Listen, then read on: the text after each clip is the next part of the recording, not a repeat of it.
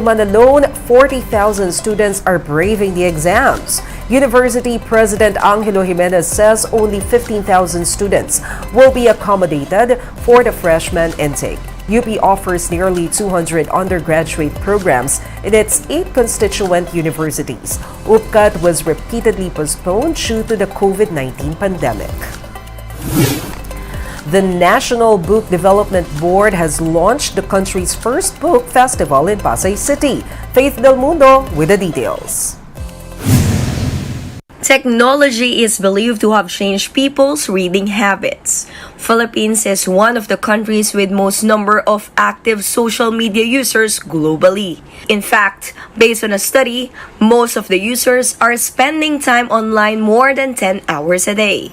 Back in 2018, the country scored the lowest in reading comprehension among 79 countries in the Program for International Student Assessment. Philippines also has one of the highest learning poverty rates in the world at 90.9% according to World Bank. Learning poverty is the inability to read or understand simple text or story at the age of 10.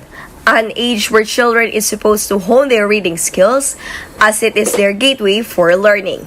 To bridge that gap and awaken the love of Filipinos for reading, National Book Development Board launched the first Philippine Book Festival at the World Trade Center in Pasay.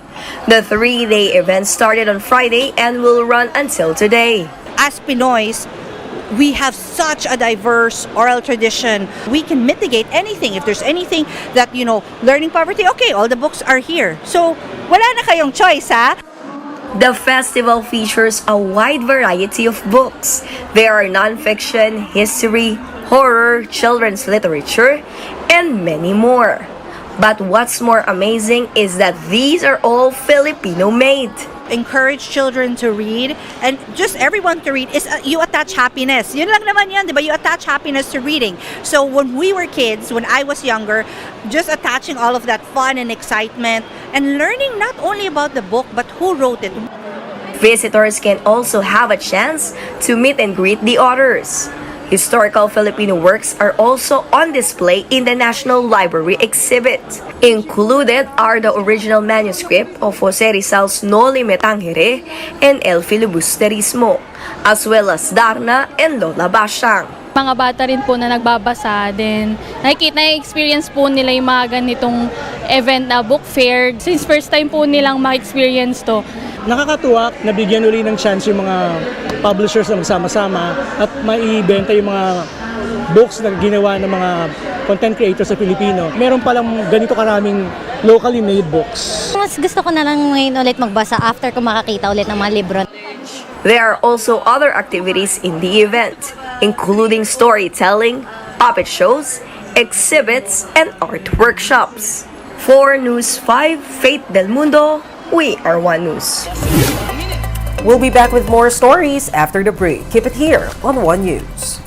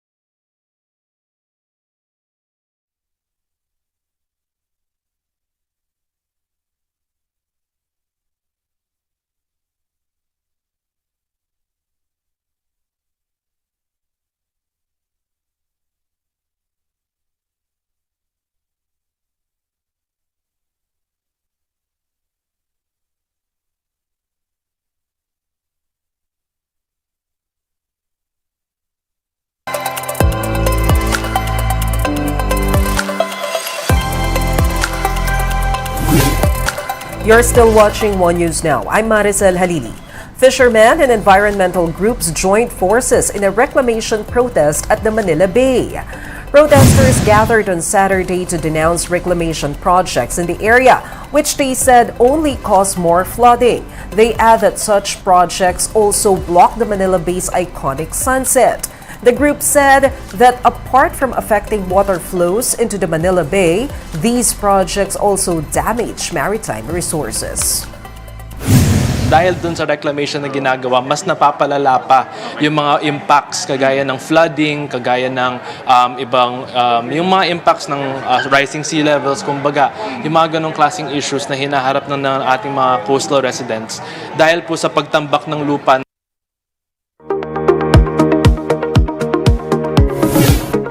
One artist believes the artificial intelligence, or AI, can usher the world in a new art renaissance. Let's watch this. How do we start to maybe unpack some of that intimidating aspect? Or is AI just going to make it worse given, I don't think everyday people know how to, code algorithms into art. So I think it's an incredibly important question, first of all. My role in humanity is, in my view, is create inspiration, create joy and hope. And to create these three important aspects of life, I found AI is one of the most powerful tools that has, yes, bias in it, but has also the control of creativity or chance and many others. So I think the vocabulary doesn't exist yet, I think, but we are discovering something that has never seen before. And I think what is powerful right now is, as we humanity, we have an access to the tools that can share information instantly. Let's remember Renaissance, for example, right? 1300 to 1600s. I don't believe the people living in Renaissance were aware of they were in Renaissance. But I think right now, we have the consciousness and awareness of we are right now in Renaissance.